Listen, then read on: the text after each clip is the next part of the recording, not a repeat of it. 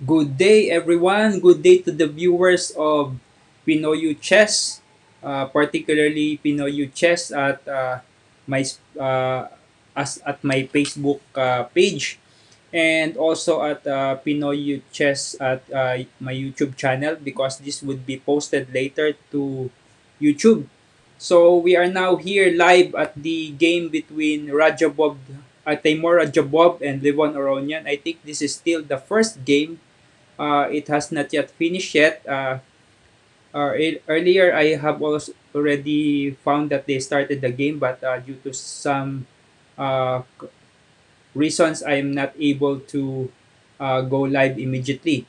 So let's see if we can go from the start of the game just quickly. They're all on the finishing touches of the game already. So Radjabov is white, and I would like to remind to those that have not yet subscribed, please do subscribe to my YouTube channel and click on the notification bell button so you get informed of new videos and new live feeds. So Rajabov did go for d4, knight f6, c4, knight f3. So this is not anymore a queen's gambit. This is a different d4 opening. And we have d5. Oh, it may transpose to a queen's gambit after all. uh, we have now bishop b4. So this is not a queen's gambit anymore because of bishop b4. This is a Nimsu Indian defense by black. And bishop g5. We have d takes c4 and e4. Okay. So the knight cannot take this because the queen is here at the d8. So the knight is pinned. Okay. So c5, so this is to undermine the center of white. Okay, bishop takes c4. Let's go fast now because they might finish. D takes d4, knight takes d4, and we have bishop takes c3, b takes c3, and okay, so we have now queen a5 threatening the bishop at g5 here.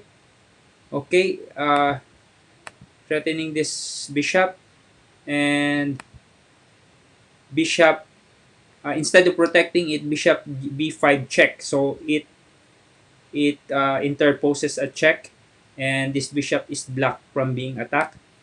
And we have knight from b to d7, and bishop takes f6. Of course, the knight at d7 cannot take because it's pinned. So we have g takes f6. Oh, instead of g takes f6, the queen gives a check first, and of course, king f1 is forced. The queen cannot interpose at d2 because the rook at a1 would be taken by the queen at c3. Okay, so g takes f6 because the knight at d7 is pinned by the bishop at b5. This one pins this knight. And h4, so this is a good move because it allows the rook at h1 to develop via h3 because it's not anymore easily developed through the back rank because the king is at f1. Okay, so the black queen goes to b4, and we have rook h3. So uh, this uh, this rook is now fully developed. Okay, we have a6 and bishop e2, and we have now the knight can move. So the knight goes to e5, and we have rook b1 by Raja. And here Raja goes rook c3 and castling, and h5. So this h5 is prepares a to block this pawn at h7 by going h6 later on. And we have rook d8. So this knight is now being attacked twice. And check by Radjabov, check first, rook g3. And we have now uh, king f8. So Raja doesn't want to go h8, king h8, because his king might be trapped there. His king is definitely trapped because of the rook at g3, and the knight cannot interpose easily because there's a pawn that could take it at g6. Oh, it's now a draw, but there is already a result. It's a draw, but let's go through the moves. So queen, what really happened? I think it's a very long game, but we can go through everything. Queen b3. Okay, so you may be asking why not take the knight. So the knight could not be taken because of rook d1, and if rook d1, then the rook at d8 would fall because the queen cannot protect it through queen b6, because it would be the black queen cannot go queen b6 because the white queen can take the black queen if it's at b6. The b6 square is not protected, so this knight cannot be taken. Okay, so we have here queen c5. Okay, knight goes to f3. So what's happening here? My square goes like that. So knight takes f3. Okay. Knight no knight at f3 takes the e5. I can't remove the highlight here. Oh, okay. You just click it again. So knight at f3 goes knight takes e5.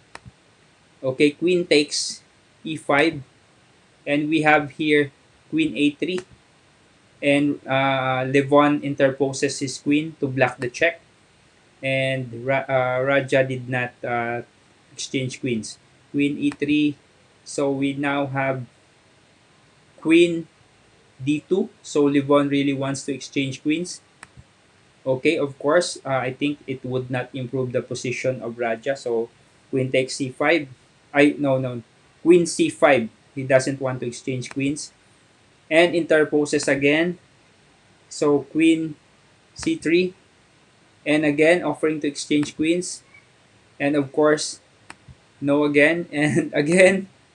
Okay, so we now have uh, this queen c1, and Levon did not decide to offer the exchange of queens again. So Levon decided on bishop d7 move, and we have the rook took on b7. So Levon decided to give up this pawn in exchange for activity because his bishop and rook is unable to move, unable to participate in the game. So rook takes the b7 pawn, and we have here rook